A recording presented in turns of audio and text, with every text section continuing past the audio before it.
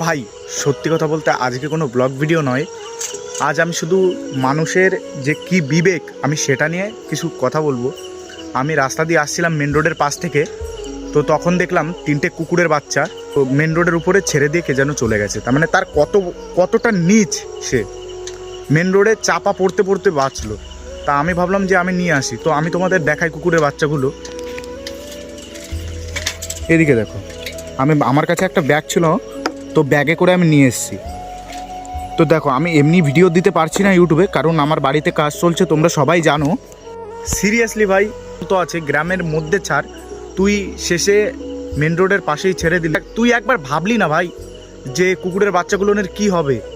আর তোমাদের সকলের কাছে হাত জোর করে আমি অনুরোধ করছি, তোমরা প্লিজ ভাই এইসব কাজ আর করো না। কারণ একটা অবলা প্রাণী, তাদের সাথে এরকম কেন করো? আর যে করেছো ভাই, এটা একদমই ঠিক করোনি। আর তোমরা অবশ্যই কমেন্টে জানিয়ে যেও যে এটা কি সে ঠিক করলো।